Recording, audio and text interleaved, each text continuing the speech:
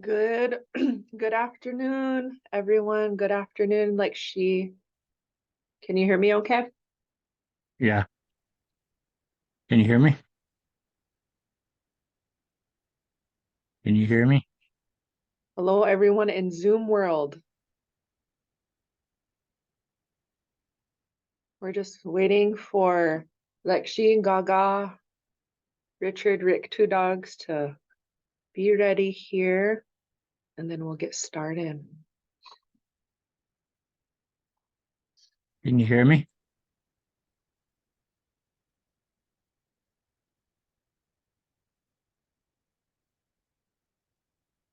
Can you hear me? All right. Okay, you can hear us. Okay, good.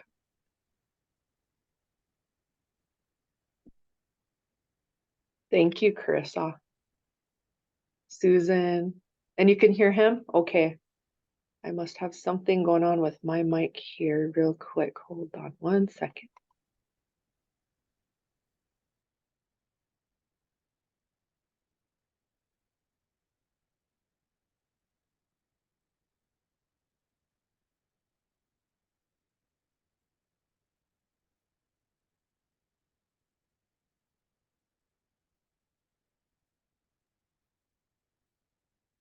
Oh, there we go. See, technical difficulties. Hi, Lakshmi. My computer was on mute. That's why I couldn't hear you. Oh, okay. Can you hear me now? Yes, yes, I can hear Okay. you, Lakshmi. And so, Wopila Tonka, everyone for joining us today. We have Lakshmi, Gaga, Rick, two dogs, Richard, two dogs, Hmuya Mani, who will be giving us or presenting about Lakota star knowledge and a continuation of the last session from last month. And so I'll go ahead and allow Lekshi to introduce himself. I'm just really honored for you all to be here today with Friends of the Children, Lakota, guiding our youth through the Lakota way of life. Go ahead, Lekshi. Okay. Good afternoon, or I guess it's afternoon now. Good afternoon to everybody. So I'll be sharing my screen now. It says host disabled participant screen sharing. Let me make sure. So that's, you should be able to, here we go. I'm gonna make you the host. There we go. Now you should be able to, Lekshi. Okay.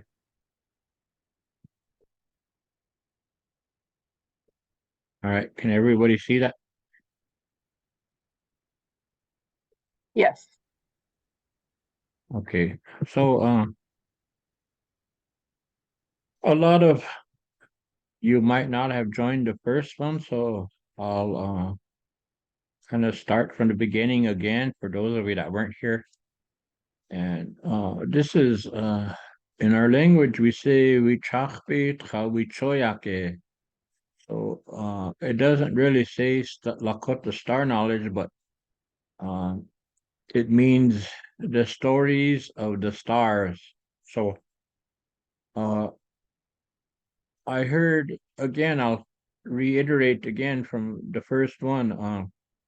I gave a presentation during the treaty conference last December, and I talked on the spiritual calendar and the journey that our ancestors took following this spiritual calendar. So the calendar that we talk about is not like the calendar that we all have hanging on our walls today, but it goes according to the path of the sun. Very Trachanko will say the road, the path of the sun. And Tokel Wichachpiki Ptaya Iotake. So the constellations is what we're talking about when we say that. So when the stars are clustered in a certain way, and when the sun passes through, not meaning right through it, but when the sun passes where it's aligned with that constellation, is when that constellation is connected to a sacred site down here. So when that sun is passing through that constellation down here on Earth, we perform a ceremony that's connected to that constellation. So in our language in Lakota, ayoptea means Washichus have a word called attunement, where you're in line with this spiritual path from the stars, from the sun to the stars, and to where we're at on Earth, which is a sacred site. So where we learned this from was from the Buffalo people.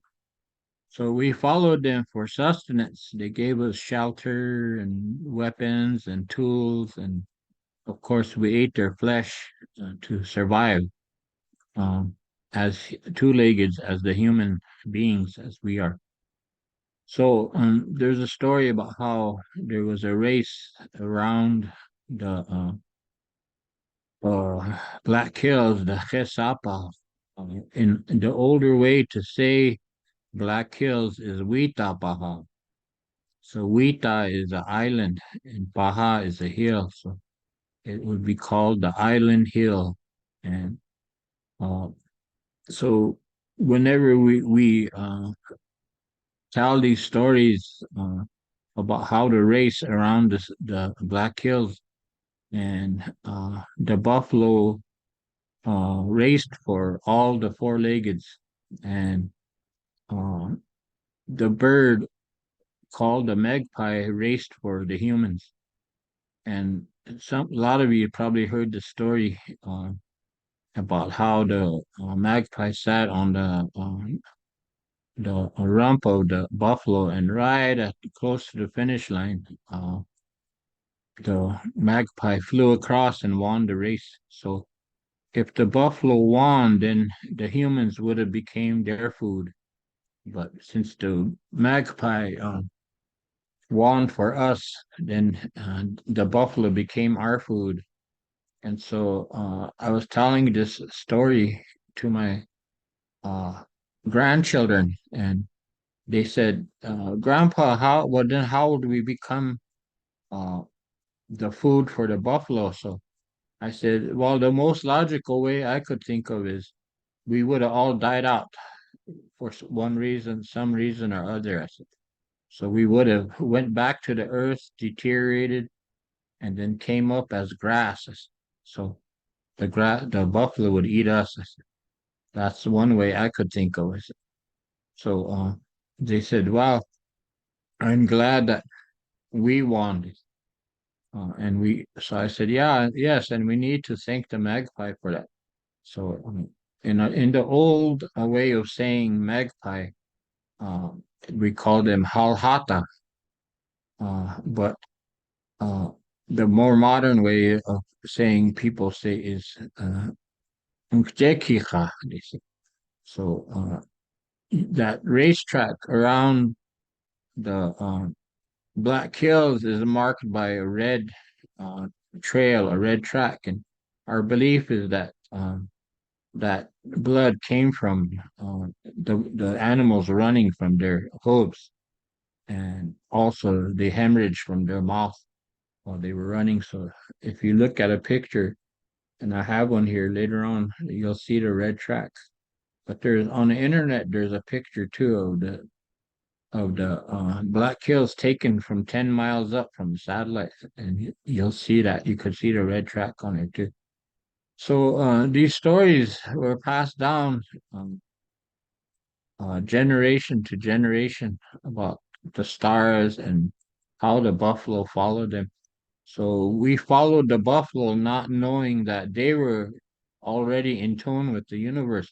We were just following them for their meat and their hides and like that. And then we realized that they were going to the same place at a certain time every year. So through the prayers of the holy men, they came upon the realization that they were deliberately following that path. So we learned from the Buffalo people about the star knowledge and the spiritual calendar and the spiritual journey that we go on. So, and also we watched the buffalo and how they structure their social system. We learned that from them too.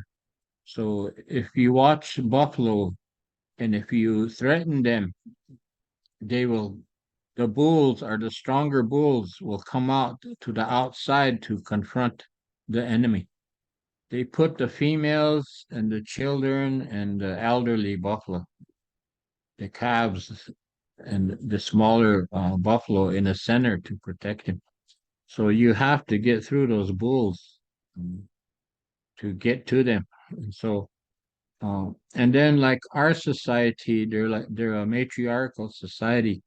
There's the unchi of the herd, the oldest female, and she pretty much like among our people, she pretty much carries a lot of influence. So she decides what happens in the herd.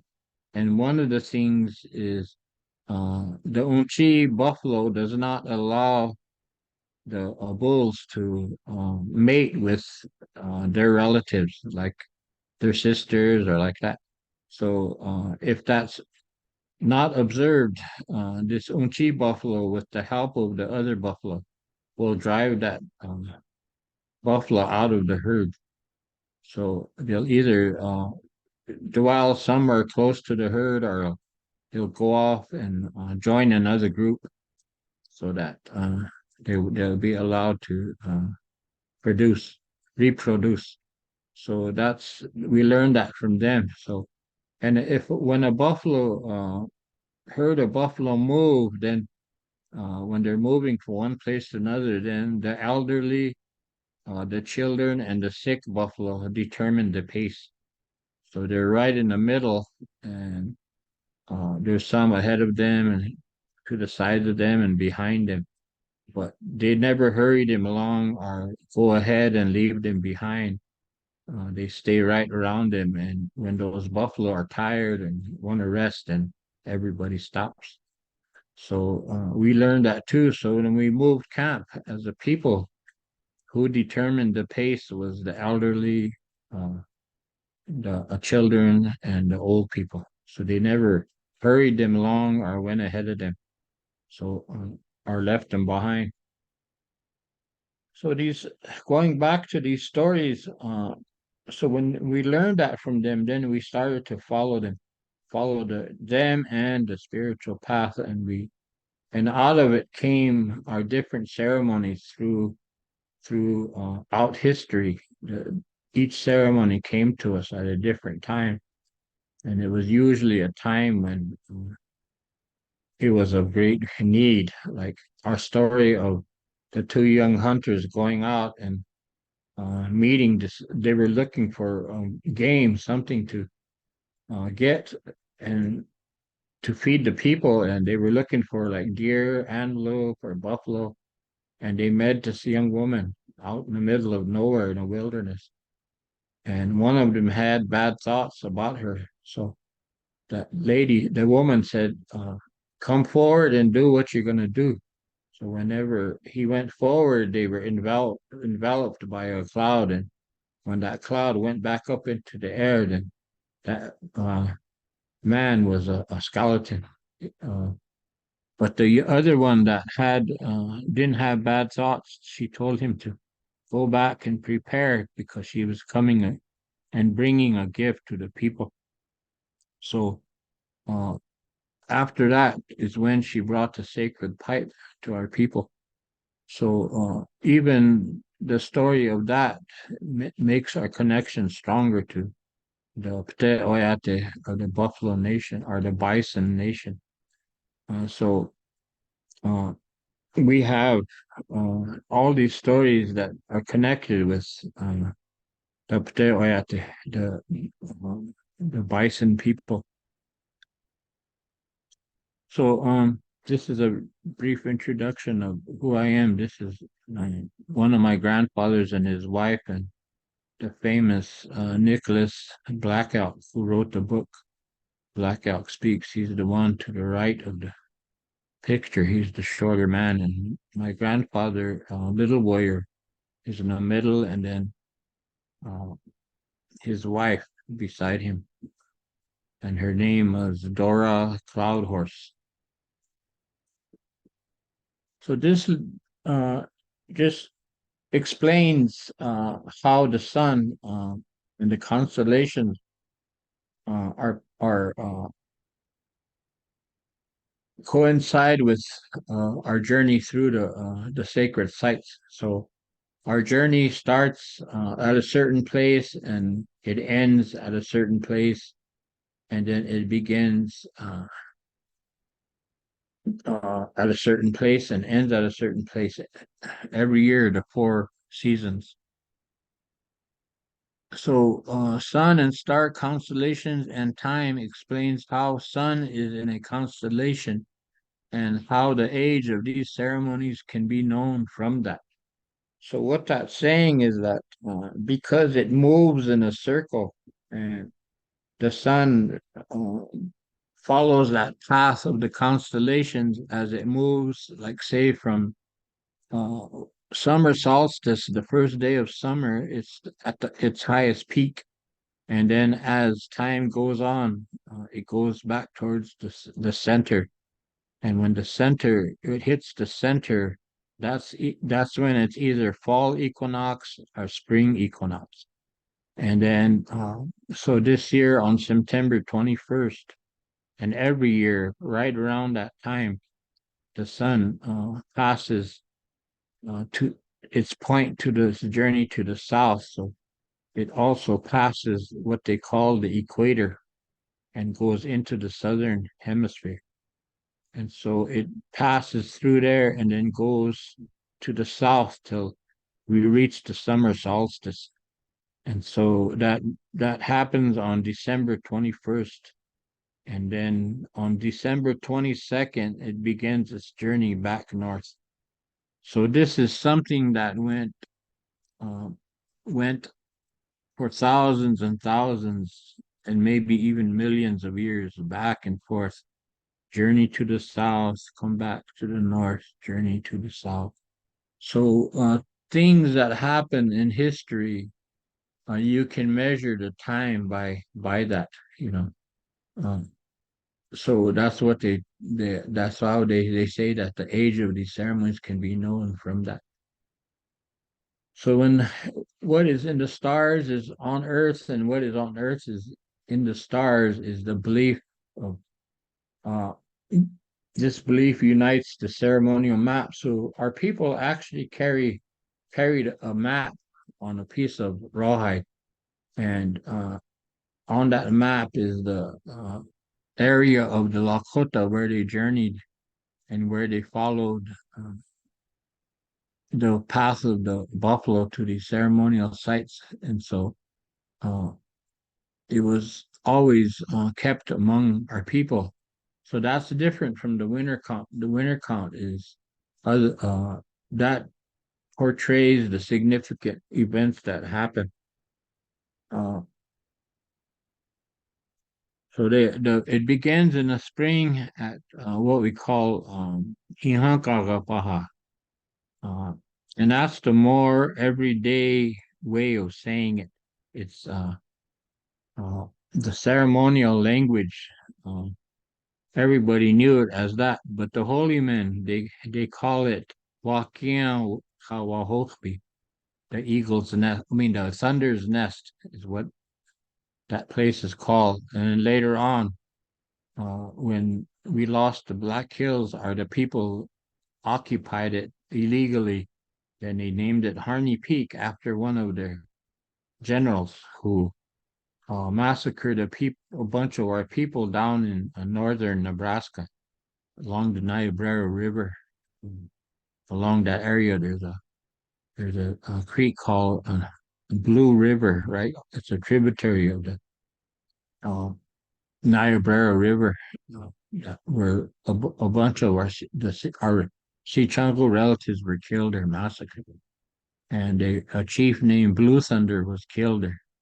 So his name was William S. Harney, and he came into this our area here, and he camped up on XU Hill going towards the reservation. There's a spring there. They call it Harney Spring. So he camped there. He came through here deliberately violating the Treaty of 1851. And what he was doing was he came through daring on the Lakota people or Dakota people to fight him. He was trying to create trouble so that they'll have a reason to invade our country. But they said nobody touched him, nobody bothered him. So he came into the area, but what's surprising is he didn't go into the Black Hills. He went to a certain place past the Black Hills, and then he turned back and went back south. So that mountain, which is now changed to Black Elk Peak, was called Harney Peak at one time. So these things that as people we take offense at that because this man came and carved up a sacred mountain and put the faces of the presidents on there. And if you think about that, that is a very racist act when you think about it. So they said, let's take these mountains and carve the faces of our leaders into it.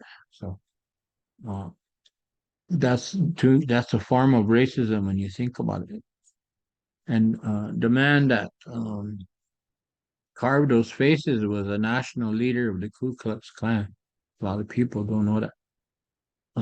So again, going back to this journey, so after the journey from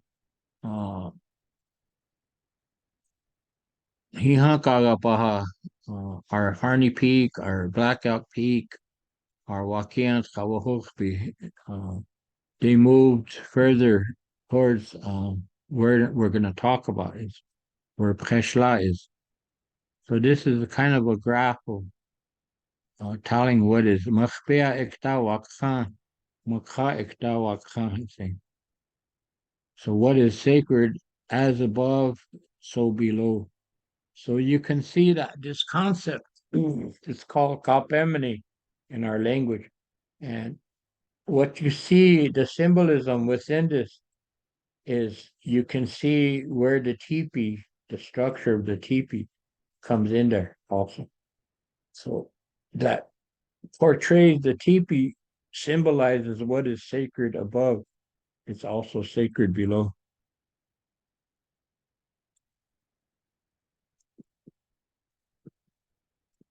So the Wanagi Tachanku, the road of the spirits. So our belief is that when we die, we pass into this realm here, and our nagi, our spirit, our soul travels on this road. And you notice that there's a split in the road. So our belief is that there's an unchi that sits there where that split is. There's it's one road and it turns into two roads. So they say that if you had a spiritual uh, commitment on this earth, like if you made a vow to Sundance, but you never did it, or you never completed it, or you danced maybe 1 or 2 years and never completed it, then there's a onchi, an old grandma that sits there, and she looks at you, and she looks at you, and she can see if you didn't finish your spiritual obligations. She also looks for a certain tattoo on your body. And if you don't have that tattoo or you didn't uh, fulfill your spiritual obligation, then she pushes you back to earth. So you come back through, if you look at at night, if you could, it's not cloudy tonight, you could go out and see the Wanaki Tachanka or the Milky Way as it's known. You'll see one is longer than the other. So the longer one leads to the spirit world. So that's the way, if you pass your test, she won't push you back to earth. So Uwicha is like pushing somebody over. That's what it means. So grandmother WichhoÄan translated is grandmother pushes you back over or over the side. So that's what we called her. So there's a connection between the Wanagi Tachanku and the Sundance tree. So you can see the tree.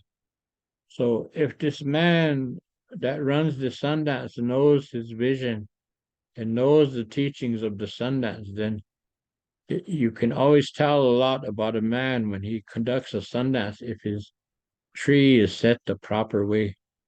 So that emulates and the correlation that you can see between the road of the spirits and the sacred Sundance tree.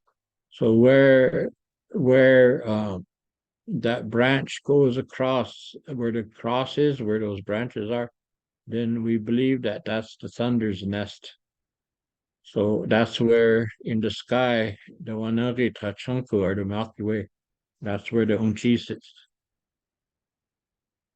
So this is a star map of the different constellations. So you can see where the Wanagi WichhoÄan, the ceremony on December 21st is done. And the sun is passing through that star there on the bottom. That's Kayamani Tachankahu, means the backbone of the Kayamani. Some people say Chayamani, and it represents a womb, like the womb of the buffalo and the womb of the human. So that down there, we perform that ceremony, and then the next one is the one on top, the spring pipe ceremony, March 21st, and we go to Hihankaga Paha, our blackout peak. And then we next go to Pe Sla, the full moon in May, and that's a place called Reynolds Prairie, but we call it Pe Sla, and that's where we gather to pray, and this is during the time, right around the time when, so this circle here, the circle, this hoop, represents that race around the Black Hills. So this center here all represents the Black Hills. So we go to Pe Sla and remember that only that race, but not only that race, but we have a ceremony which I'll explain later on. So in modern times, they have a 500-mile race around the Black Hills, and in memory and commemoration of that race that happened between the animals and the birds, or between all the animals. So when we go to Pe Sla, that's right around the time they have their race. So that's usually anywhere from it could be middle or early May, clear to late May. So after that, we go to Pe Sla, then we go to Ionkaga, and that's south of Sundance, Wyoming. There's a mountain there, but in their signs it says Ionkara, but that's not right because somebody's orthography used the za sound. Ionkaga. So they used the R in place of the G, but now we have a G that has a little like a V above it, and that's to tell you to make that sound. Iyakaga means translated means where rocks are formed. So they would stop there and get the rocks for the Sundance on their journey to Greyhorn Butte, which on when the Sundance is held on June 21st. So I put these names in here because that's how people unfortunately know them, even our own people. Very few people know that it's called Greyhorn Butte. Ptehe Chota, it's called. Ptehe is the horn of the buffalo. Chota is gray. So if you look at it from a distance, it does look like a buffalo horn. But Washiju came there, and the white people, and they named it Devil's Tower because there was things that happened around there that they witnessed, and it was kind of like unexplainable to them. So they said, well, then it must be the devil doing those things. So they call it Devil's Tower, but we didn't have a concept of devil till uh, Christianity came. So there is a Wakashita, there's a bad power, but there's no man or spirit associated with it because they say that bad and good is a part of everything. And both bad and good can teach you. They're both teachers.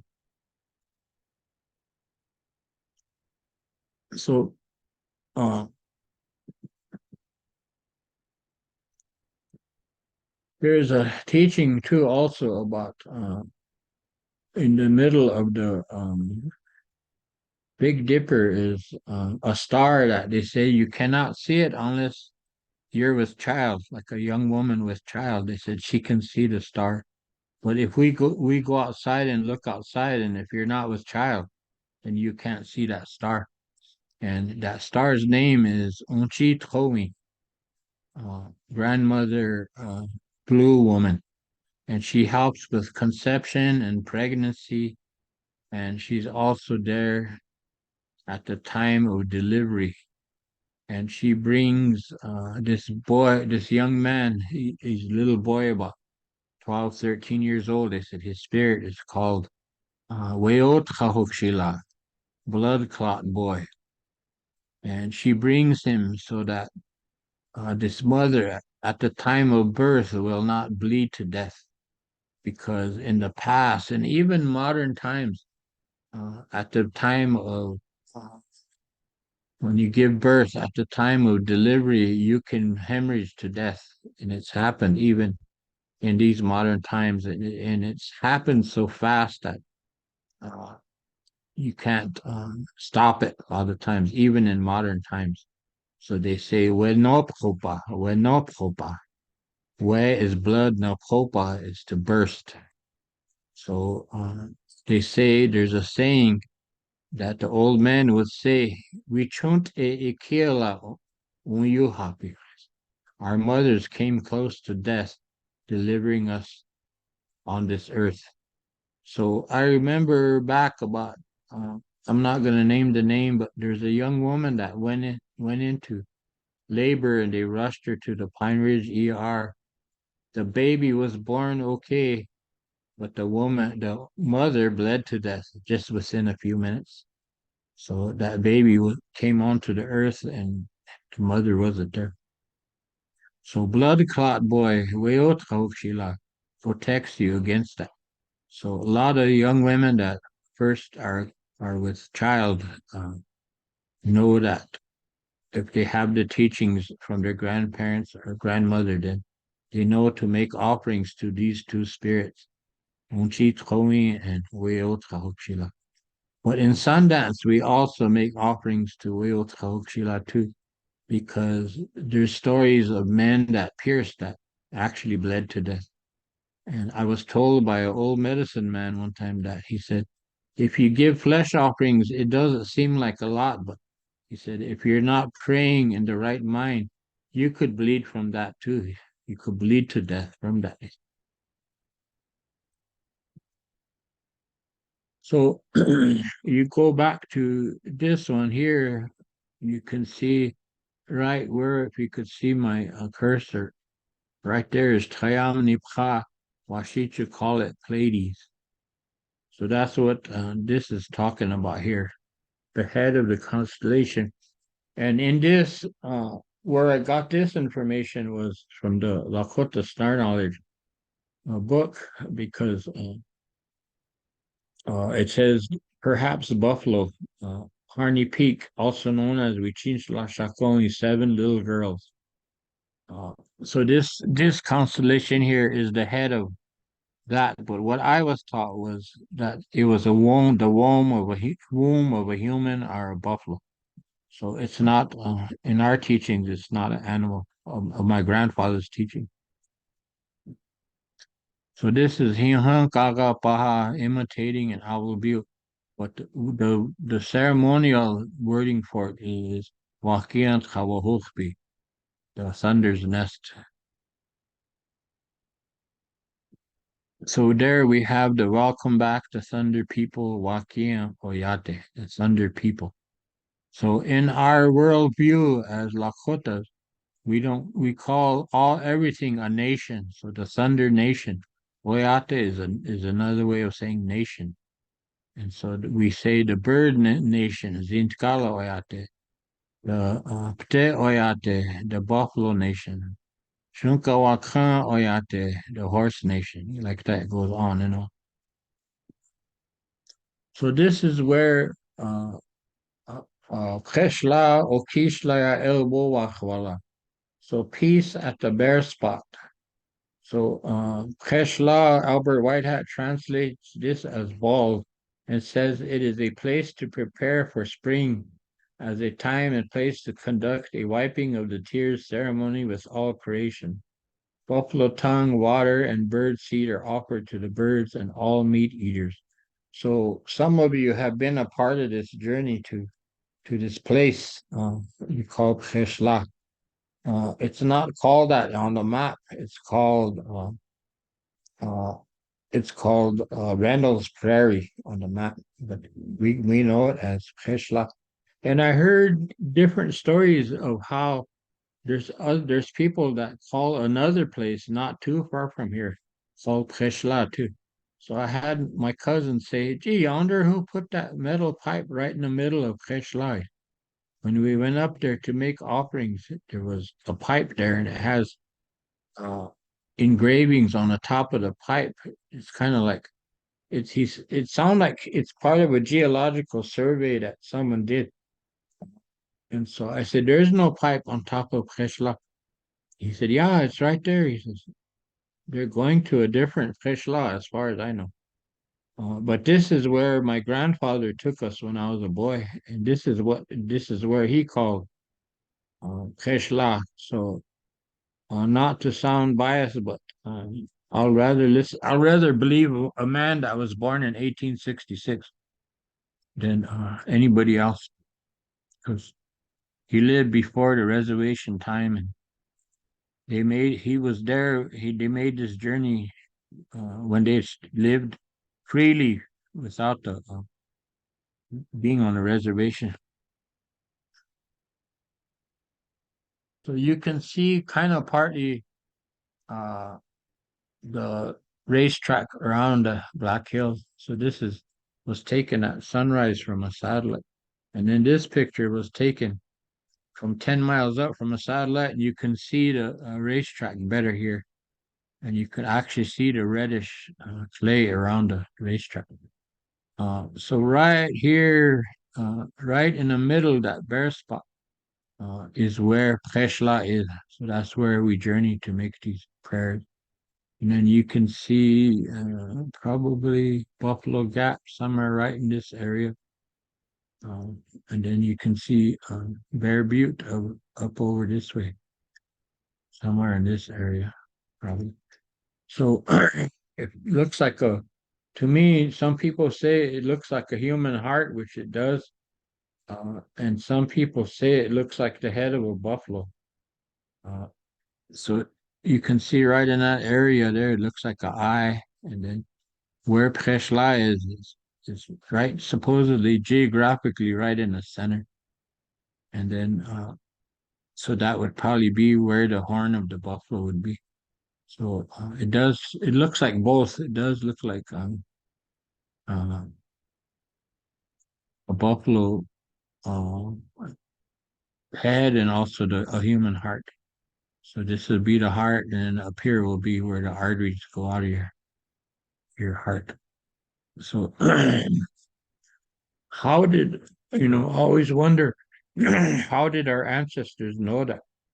How did they know these things were there? And it was by following the buffalo.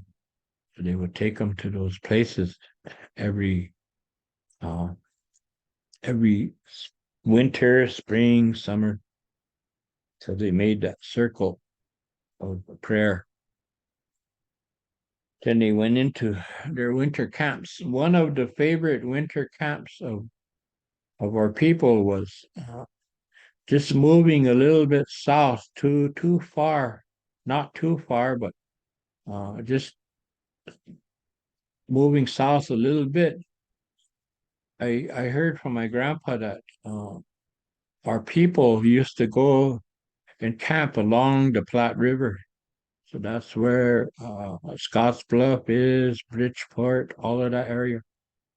And if you watch the weather patterns, right around, I'd say, where we're at in Pine Ridge and Porcupine and in northwestern Nebraska, that's how far the fronts come. And then they move to the east, kind of southeast. So places like Scotts Bluff and those areas, Alliance, Nebraska, and Bridgeport, they have milder winters than us. It seems like the cutoff line is right around in northwest Nebraska. So in those areas, there's mild winters. So it'll be 10 below zero in where I live, Porcupine, but in Scotts Bluff, it'll be like in the 50s, maybe sometime even in the 60s. So they knew where to go and where to camp. And so when they had their ceremony for winter solstice, it aligned with wherever their winter camps was. But it's when the Wanagi Tachanku is exactly uh, east and west. So and then on the summer solstice, when you look up, the Wanagi Tachanku is exactly uh, north and south. So it will be like the Sundance tree. The top fork would be to the south. The bottom part that goes in the ground would be to the north. So this summer, make a note of that and go out and look on the summer solstice. You'll see that the Wanagi Tachanku is exactly north and south.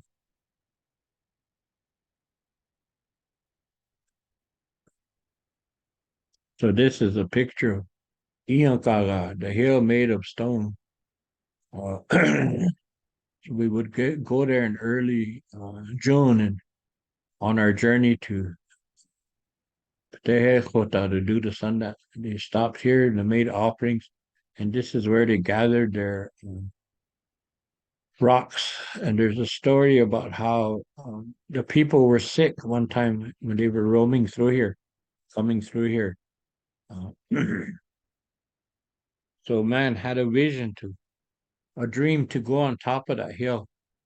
And so he got his sacred pipe and his offerings and he climbed to the top.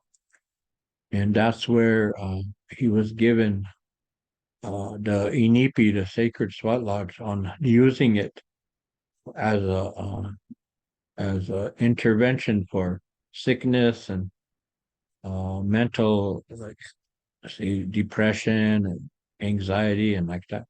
So he came down and he made a sweat lodge and he took all those people that were sick inside there and here they got well, they got healed.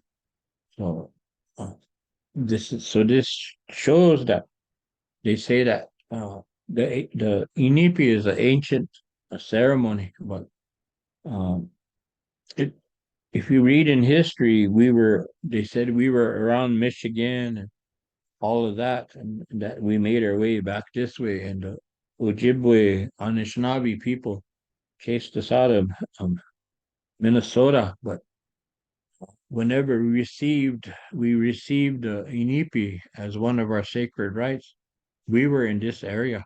So later on, we at one point we migrated to the east, and then a man had a dream to go back to the Witapaha, which is the Black Hills, and that's the old time way to say that. So to go and find that. So it took about he told about his dream and he never got to fulfill it, but he told his sons and his grandsons. So eventually they made their way to the west and came back into the Black Hills. So it was through that man's dream to go back there. So this is like Bear Butte. This is an old volcano.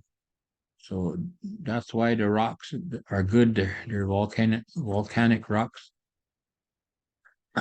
So you can see a picture of Tehekota way in the distance, and then the Matrotipila, the Bear's Lodge, in the constellation is Gemini, where the sun goes through. And then there's a Sundance Lodge down at the bottom. So this is the original way of dancing Lakota people. So there's 28 poles in that lodge. The Rapos have 16, and the Crow and Shoshone have 12. And we have 28 in ours, just like we have 28 poles in the Inipi, the sacred sweater. So we danced in the lodge at one time, but whenever we came onto the reservation, we couldn't get long poles like that.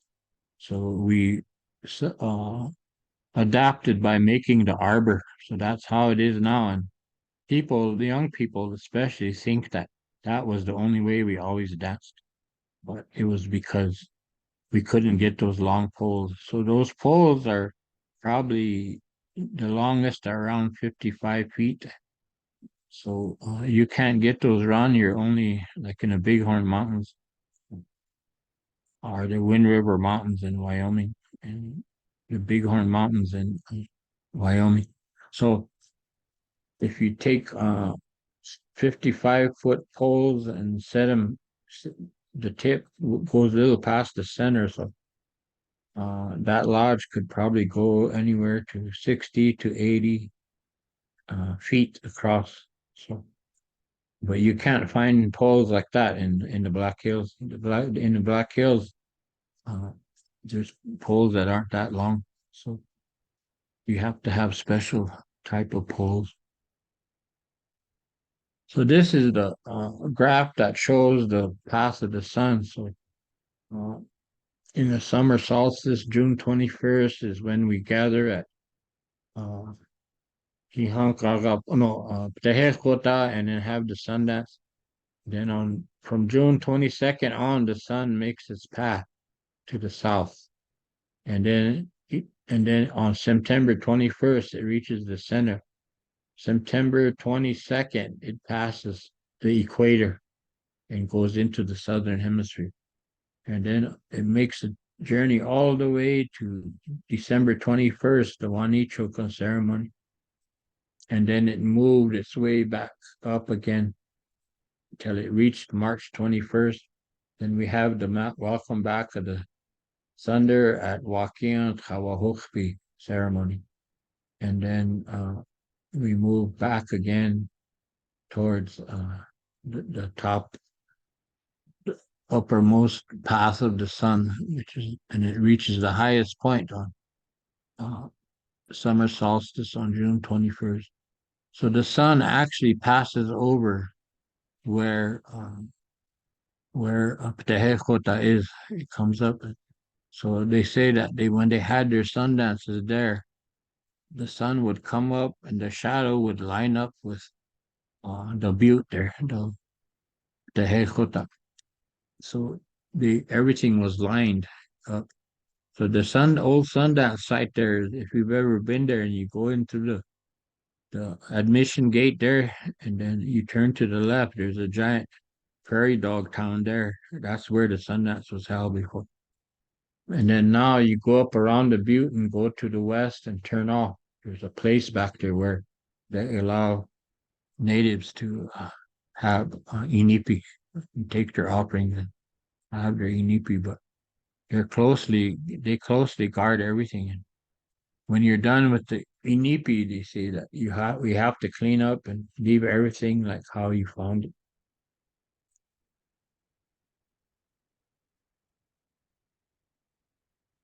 So this just talks about how the sun moved counterclockwise through the constellations of the ecliptic path.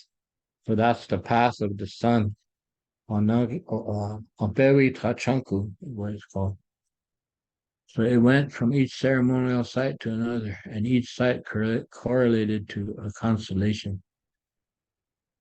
The ceremonies mirrored the sun's path on the plains. After the sun dance, and the consuls held at Bear Butte the 3-month ritual incorporating the powers of the Wakhan the ideal good life was completed. The people were on the red road.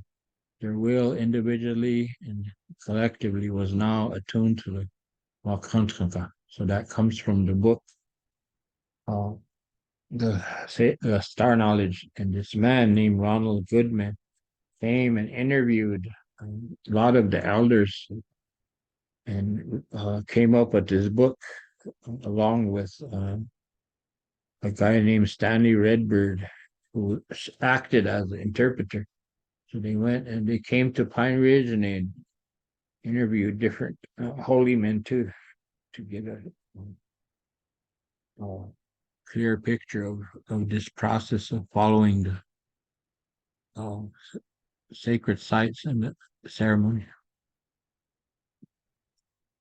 So this is what a holy man named Zach Bershel said from Wounded Knee. He said, Unkit Chawo Preki Machpea Ta Wichach Be Ikta Owa Yanke He On Owa Eon Kigna Kapishni. So what he said was our scriptures were written in the stars, so we never had to write them down. Like what he's referring to is the Christians have the Bible, but we didn't have to do that because our laws were written in the stars up there. And so what he's talking about is each one of these ceremonies that coincide with a sacred site on earth have their own set of teachings and their own set of laws, virtues on how to live our lives. So when he said, when we look up at the Big Dipper, then it reminds us of the seven spiritual laws, the seven sacred ceremonies, and the seven generations. He said the seven of the Big Dipper, he said, correlates with all of those. So he said we didn't have to write them down like the Christians did, because all we had to do was look up, and if you knew the teachings, then you always had that reminder there.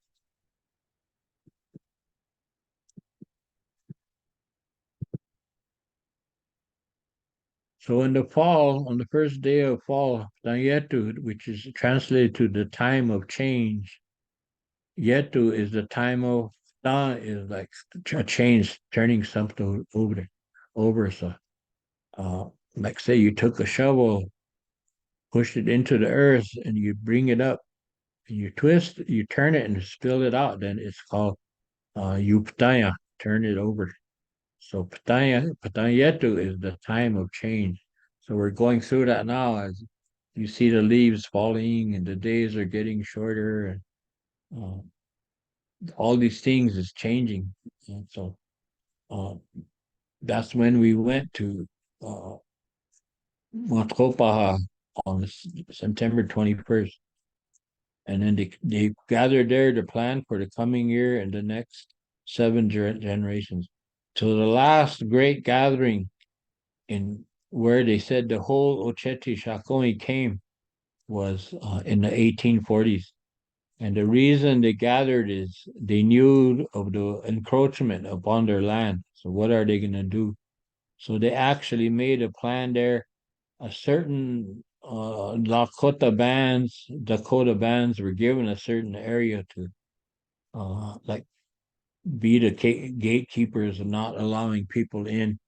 And so a lot of like say the Kiuksa people, that the people that settled around Kyle now, they were given the uh, job of patrolling and keeping watch on the south side of our lands. So if you go into the history of each band, their battles, they talk about their battles with uh, the people from the south, the Pawnees and the different tribes that lived that way. And then a lot of their battles with the soldiers was in Nebraska and Kansas, and even northern Oklahoma. A lot of their battles was with them. So each band like that was given a certain place to patrol and certain place to take care of. So this ceremony is coming up this coming Saturday, De Tratiopa. doorway of the buffalo. When the Pte returned to the He Sapa through the Tiopa, the doorway, people gave thanks for the gift of life to the Pte Oyate. So at one time, the buffalo would come out onto the prairie, roam through the summer, the fall, and then about this time of the year, they would all go back into the Black Hills. Not all the buffalo, but some of them, and they would stay inside there till spring, and then they would come back out through that doorway there. So it's a place today called Buffalo Gap.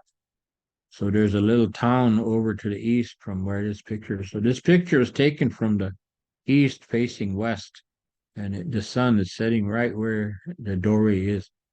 So so over here is a little town called Buffalo Gap, but all through that area there where the sun is setting, all between the roads there, all the way up into the area of Wind Cave, that way there's ranchers living in it. So that's why we chose to put our offerings where Russell Means started the Sundance in Wind Cave, not at the Wind Cave, but about maybe 10 miles to the northeast of Wind Cave is where he has Sundance. But he passed away, but his sons continue to have the Sundance every year. So that's where we're going to go and make offerings this Sunday, not Saturday, but Sunday. So like I said, the Wanichuk on the middle winters, when the Oyate were in their winter camps, and Kayamni Chankau, Orion's belt, was straight above, people made offerings and prepared the Chanshasha, the red willow bark, for the summer and spring ceremonies. They got ready. So this is when they made their pipe stems, all the other things. They made their pipes and eagle bone whistles and got ready for the summer ceremony. So like say a young man vowed to Sundance, and this is when he would have his pipe made, or else he would make his pipe himself. And female relatives would get his pipe bag ready, put coil work on it. They would get a eagle bone, wing of an eagle bone, and they would make his whistle, the string, the necklace put around his neck, and they got him ready. And then he would make prayers every full moon, and probably maybe in a inipi or together with a medicine man and a ceremony. And so he prepared himself throughout the winter. And so he would go and cut his chashasha after the winter solstice and then prepare that way.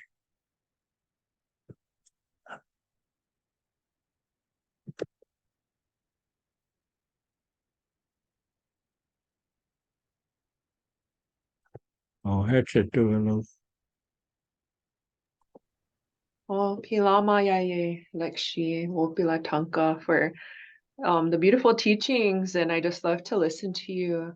You know, you're passing on this knowledge so that it's not forgotten and that we'll continue to learn who we are and where we come from. And so Wopila, at this Out. time, at this time, does anyone have any questions? You can go ahead and put it in the Q&A in the chat, and we can have a live answer Q&A with Lekshi.